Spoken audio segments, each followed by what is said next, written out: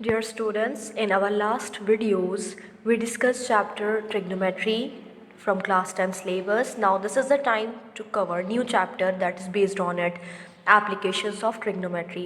अब हम इस चैप्टर में देखेंगे ट्रिग्नोमेट्री का हमारी रियल लाइफ में यूज़ क्या है, कैसे हमारी ट्रिग्नोमेट्री हेल्प करती है in solving our day to day problems. So आप लोग जानते हैं ट्रिग्नोमेट्री डील करती है राइट एंगल ट्राइंगल को. तो ये जो हमारी राइट एंगल ट्राइंगल की सिचुएशन होती है ना, जिसको हम इस फॉर्म में जनरेट कर पाएंगे, उसमें हमारी बहुत हेल्प करती हैं. कैसे? सबसे पहले देखिए, इसका एग्जाम्पल जो है वो हम ले सकते हैं.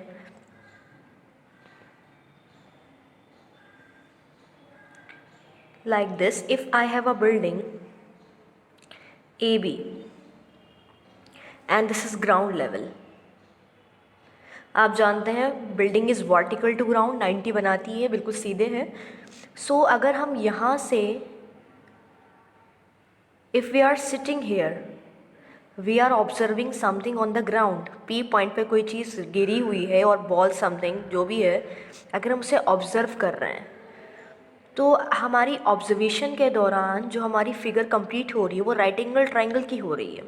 तो this type of situation will help us to use trigonometry. ये सिचुएशन हमारी ट्रिग्नोमेट्री में यूज़ होगी ताकि हम इसमें से अननोन जो भी लेंथ है उसे निकाल पाएँ. जैसे कि अगर हमें हाइट ऑफ बिल्डिंग गिवन है, हमें ये निकालना है कि बेस से उस पॉइंट की कितनी दूरी है, और हमें एंगल बता दिया जाए कि जो एंगल है वो आपको 30 है. Angle between the the person and the point, इसे हम बोलते हैं बेटे लाइन ऑफ साइट. जब भी हम देखते हैं ना, नीचे या ऊपर देखते हैं, तो जो लाइन ऑब्टेन होती है bye joining the point and the observer, वो हमारी लाइन ऑफ साइट होती है. तो बेसिकली जो इस टाइप की सिचुएशन को डील करने में हमारे टर्म्स यूज़ होती हैं, वो दो टर्म्स यूज़ होती हैं बेटे. एक तो होती है टर्म एलिवेशन, एक होती है हमारी depression. First we will see what is elevation, then we will look at depression also. अब एलिवेशन क्या होता है बेटे? सिचुएशन राइट एंगल ट्राइंगल की ही बनेगी, चाहे आपका एलिवेशन हो या डिप्रेशन हो, because only then we will be able to use trigonometry. तो बेटे एलिवेशन की सिचुएशन क्या होती है? देखिए, जैसे हमने फिगर बनाई है ये, again I am drawing a figure AB. एक आपकी बिल्डिंग है AB, ठीक है, and you are standing here. आप ऐसे ग्राउंड लेवल पे खड़े हैं और आप यहाँ से बिल्डिंग के टॉप को ऑब्जर्व कर रहे हैं. तो आपने ऐसे ऊपर देखा बिल्डिंग के टॉप पर, ये एक हॉरिजॉन्टल लाइन है, ठीक है. तो जो एंगल बनता है बेटे, ये लाइन ऑफ साइट होती है, जैसे आपको मैंने पीछे बताया है इन दिस फिगर.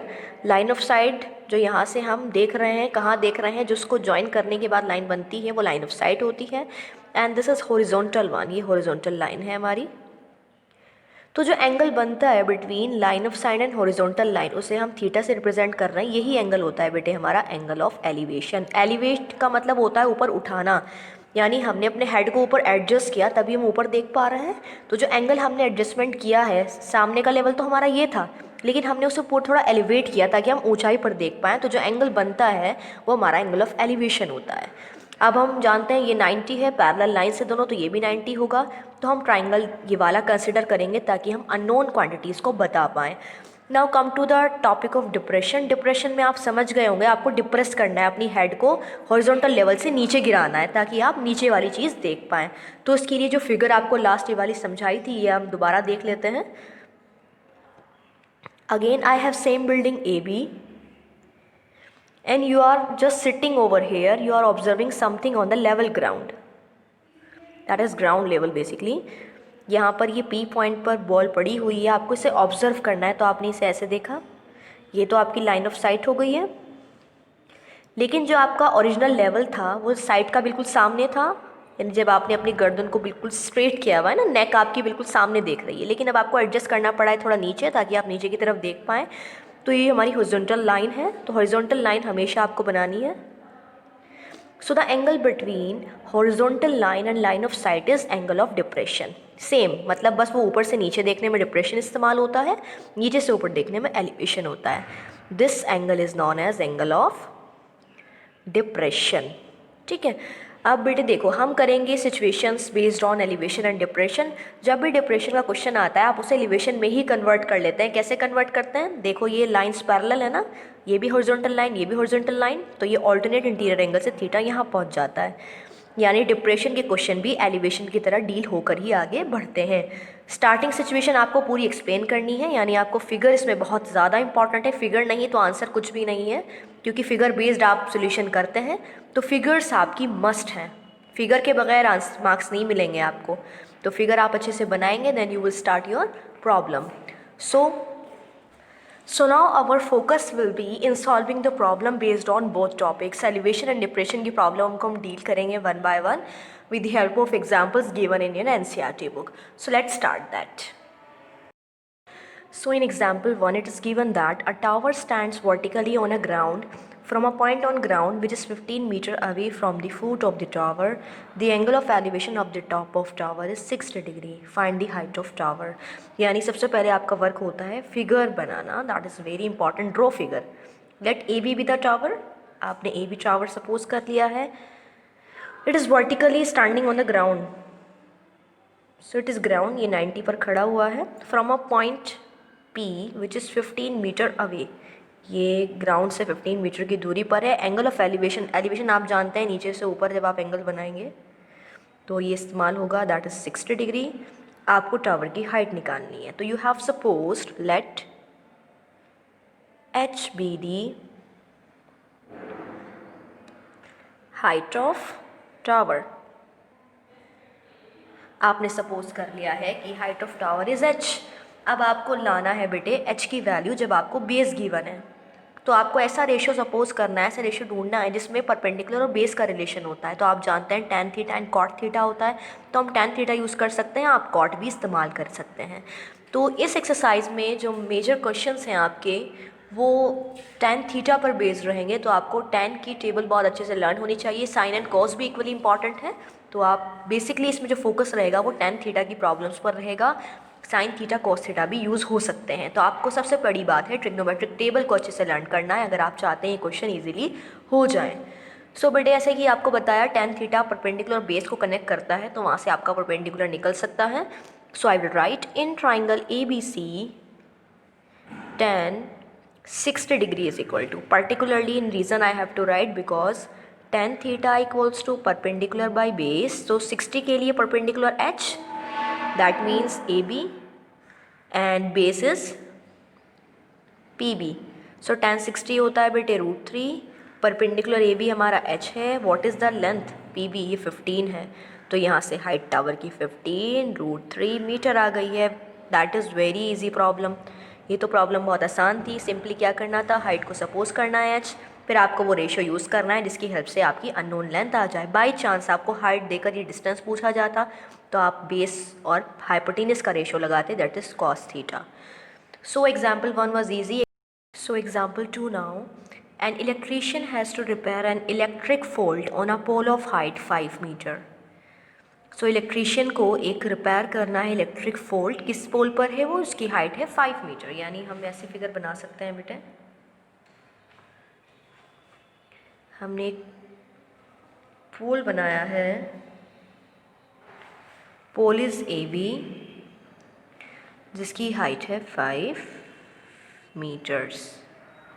ठीक है, आगे लिखा है she needs to reach a point 1.3 meter below the top of the pole to undertake the repair work. अब उसे रिपेयरिंग करनी है, फॉर एग्जांपल यहाँ करनी है, तो रिपेयरिंग करते टाइम वो अपनी लेडर जो है वो थोड़ा नीचे एडजस्ट करेगी, तभी तो वो यहाँ तक पहुँच पाएगी। तो यानी उसे 1.3 मीटर बिलो C पॉइंट पर अपनी लेडर एडजस्ट करनी है to undertake the repair work. तो उसने क्या किया, अपनी लेडर ऐसे एडजस्ट कर दी है। ये इसका पॉइंट D है, CD इज द लेडर। ठीक है, what should be the length of the ladder that she should use which when inclined at an angle of 60 degree to the horizontal, जिसका inclination 60 degree रहेगा। also how far from the foot of pole should she place the foot of the ladder, यानी यहाँ से कितनी दूर तो इसको अपनी लेडर एडजस्ट करनी है और कितनी लेंथ की इसे लेडर इस्तेमाल करनी है, दोनों आपको निकालना है. This is example 2. So let us suppose that L is the length of ladder, हमने सपोज कर लिया है, और हमने मान लिया है X is the distance between foot of ladder and the pole. So now let L be the length of ladder and X be the distance between foot of ladder and pole. ठीक है, ये x distance किसके बीच का है, foot of ladder and the pole. So now अब देखिए बेटा, हमें दोनों चीज़ें निकालनी है. सबसे पहले ये देखिए, it is vertical to ground, 90 पे बिल्कुल सीधे है ये पोल. व्हेन टोटल इज़ 5 में से 1.3 माइनस कर दीजिए, तब ये रिक्वायर्ड आपका नीचे का डिस्टेंस आ जाएगा. तो 5 में से 1.3 जाएंगे तो आपका बचेगा 3.7 मीटर, यानी हमने गैप निकाल लिया है जो हमें यूज़ करना है in triangle BCD. So in triangle BCD which ratio I have to use, जिससे मेरा L और X दोनों निकल सकें. तो सबसे पहले हम L निकालने की कोशिश करते हैं. तो बेटे थीटा के लिए ये तो परपेंडिकुलर है और ये हाइपोटेनियस है, तो P/H साइन थीटा कनेक्ट करता है. So sine 60 degree is equals to, because sine theta is equal to P/H. Sine theta perpendicular upon hypotenuse होता है, तो साइन 60 क्या हो जाएगी, परपेंडिकुलर ये है हमारा BC upon hypotenuse is CD. Sine 60 होता है बेटे √3/2 एंड BC कितना है हमारा, देखो BC जो हमारा परपेंडिकुलर गैप है वो है 3.7 अपॉन CD यानी L, that I have to find out. This implies L is equal to 7.4 upon √3. So now हमें यूज़ करनी है √3 की वैल्यू 1.73. सो 7.4 अपॉन 1.73 जब आप सॉल्व करेंगे तो आपका आंसर आएगा बेटे 4.28 मीटर अप्रॉक्स. यानी इसके आसपास ही आपका आंसर आएगा जब आप इसे सॉल्व करेंगे. कैसे सॉल्व करेंगे, यू विल रिमूव डेसिमल 10 और ये ऊपर जाएगा 100, it will be cut 740 upon 173. आप जब डिवाइड करेंगे तो नियर अबाउट ऐसे आंसर आएगा. नाउ अब हमारा क्या आ चुका है, हमारा आ गया है 4.28 मीटर लेंथ. अब हमें निकालना है बेस. तो बेटे जब आपने लेंथ अभी कैलकुलेट की है, हो सकता है बाय चांस आपसे कोई मिस्टेक हो जाए, तो अगर आप इस पर बेस्ड ये निकालेंगे ना x, तो उसमें भी मिस्टेक आएगी. तो हमेशा आप क्या यूज़ करते हैं, जो प्रीवियस गिवन होता है ना उसे ही इस्तेमाल करते हैं दूसरी क्वान्टिटी निकालने के लिए. तो बेटे परपेंडिकुलर मालूम है, बेस निकालना है, तो कौन सा फॉर्म लगेगा, tan थीटा लगा सकते हैं. Also tan 60 degree is equal to, because tan theta is perpendicular upon base, तो यहाँ से tan 60 कितना हो जाएगा 3.7 अपॉन x. tan 60 होता है √3, 3.7 अपॉन x. तो यहाँ से बेटे x की वैल्यू आ गई है 3.7 अपॉन √3. आप चाहें तो आप इसे रैशनलाइज कर सकते हैं या फिर डायरेक्टली क्या करें, वैल्यू पुट कर दीजिए 1.73, डेसिमल यहाँ और 2 0 ऊपर, ये इससे कट 370 अपॉन 173 को जब आप डिवाइड करेंगे तो नियर अबाउट 2.14 मीटर का अप्रॉक्स ये आंसर आएगा. Hence you will write, hence length of ladder is, कितनी लेंथ की लेडर इस्तेमाल करनी है, 4.28 meter, and distance between foot of ladder and pole is 2.14 meter. So this was the question and I hope you understood well कि हमने क्या किया इसमें. पहले फिगर मोस्ट इंपॉर्टेंट है वो बनानी है आपको, देन वन बाय वन आपको देखना है कि कौन सा रेशियो हमें पिकअप करना है, so that we can give our answer perfectly. So now in example 3, it is given that an observer 1.5 meter tall is 28.5 meter away from a chimney. यानी एक चिमनी है, चिमनी इज़ ए बी, और एक observer है जो observe कर रहा है, she may be a girl और अ बॉय, कोई भी हो सकता है। उसकी हाइट कितनी है? 1.5 मीटर। यानी ऑब्जर्वर जो है हमारा, C D is my observer, उसकी हाइट है 1.5 मीटर। और चिमनी से वो कितनी दूरी पर खड़ा है? 28.5 मीटर अवे फ्रॉम चिमनी, यानी यहाँ से यहाँ तक का गैप जो है दैट इज़ 28.5 मीटर। ठीक है। The angle of elevation of the top of chimney from her eyes, यानी टॉप ऑफ द चिमनी देखना है from her eyes, so eyes must be here, यहाँ हेड है तो यहाँ ये पॉइंट करेगा। सो यहाँ से जब एंगल देखा, एंगल ऑफ एलिवेशन इस्तेमाल किया, तो बेटे हॉरिजॉन्टल लाइन का होना बहुत ज़रूरी है, तो हमने हॉरिजॉन्टल लाइन यहाँ बना दी है। So angle was 45 degree. ठीक है। आपको क्या निकालना है? Find the height of chimney, chimney की हाइट। चिमनी तो ये बेटे कंप्लीट है, आपको इसकी हाइट निकालनी है। तो आप देखिए, since two lines are parallel, देखो ये 90 है, ये भी 90 है, ये पार्ट इसके इक्वल है, लेट अस कॉल इट ई। ये बिल्कुल अपोजिट साइड्स इक्वल हो जाएंगी, पैरेललोग्राम है ये। सो ये भी 1.5 मीटर हो जाएगा। आप देखो बेटे, ये 28.5 है, ये भी 28.5 मीटर हो गया है। अब आप जानते हैं हाइट ऑफ चिमनी यानी ए बी बतानी है। अगर जैसे आपका ए ई निकल जाए तो ए ई में ये प्लस कर दीजिए, टोटल आपकी हाइट ऑफ चिमनी आ जाएगी। सो इट इज़ एग्जाम्पल 3। सो हमें अब क्या रेशियो लगाना है बेटे? मुझे ए ई चाहिए। So in triangle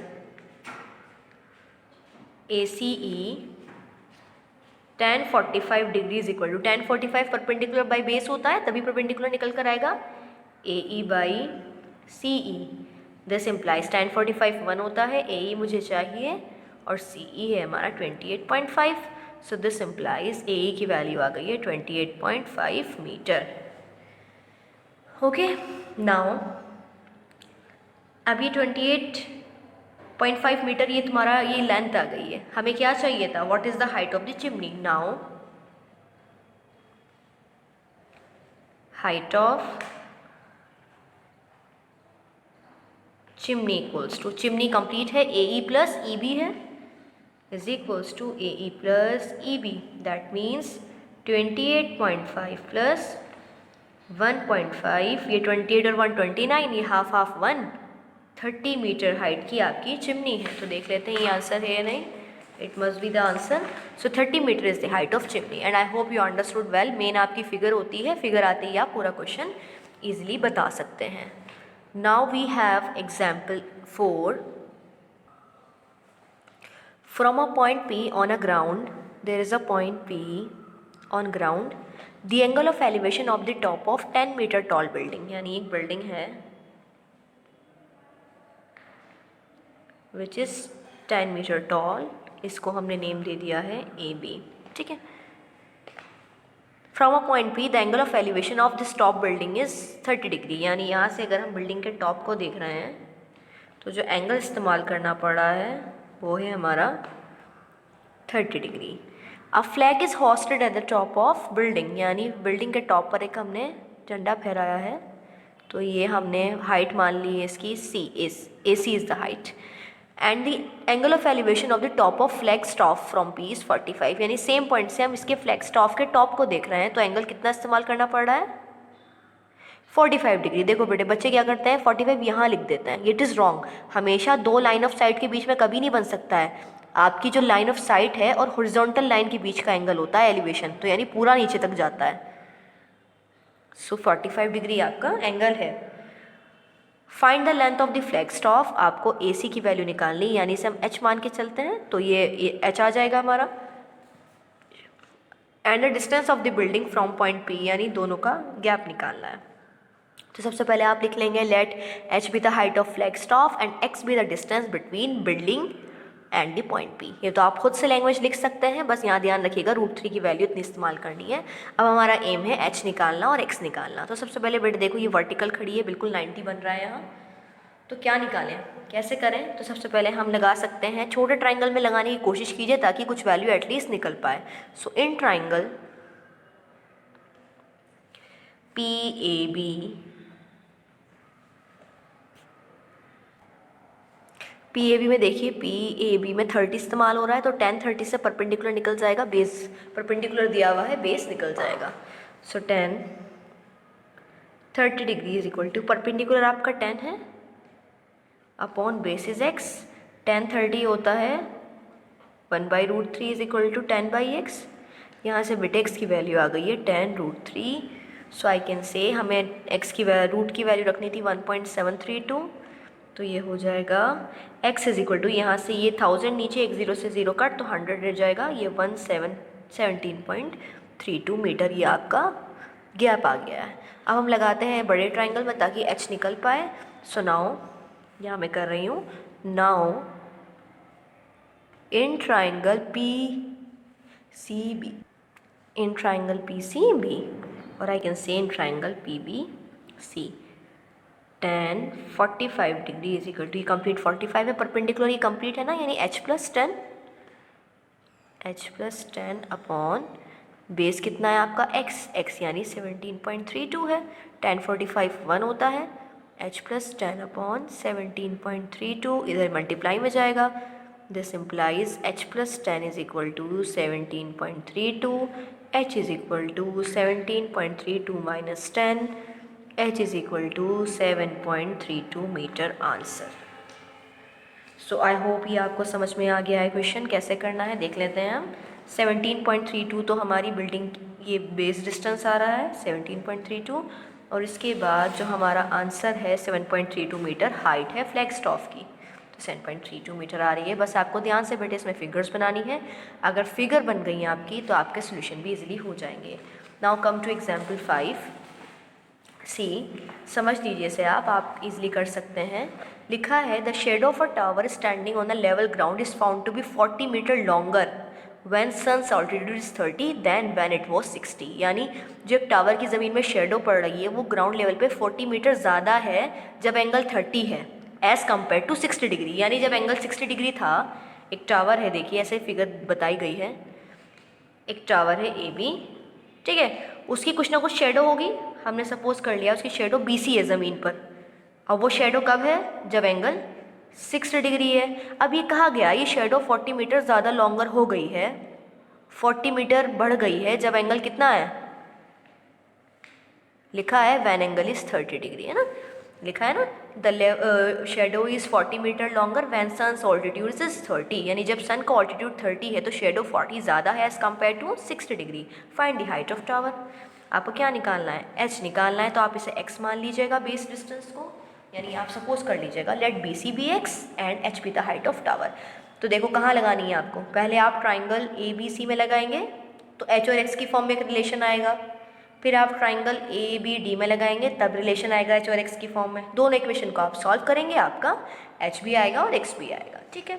so I hope आप इसे कर लेंगे। अब जो न्यू टॉपिक्स आपके स्टार्ट हो रहे हैं एग्जाम्पल 6 से, वो डिप्रेशन के क्वेश्चन शुरू हो रहे हैं, जिसे हम आने वाली अपनी नेक्स्ट वीडियोज़ में कवर करेंगे। सो आपका होमवर्क ये है टिल नाउ एक्सरसाइज 9.1 आपको कंप्लीट करनी है अप टू क्वेश्चन नंबर 11, ठीक है। सो आपको क्वेश्चन नंबर 11 तक सभी क्वेश्चंस ट्राई करने हैं, and in our next video I will discuss depression also. So complete your work and share your problem if you have. Thank you.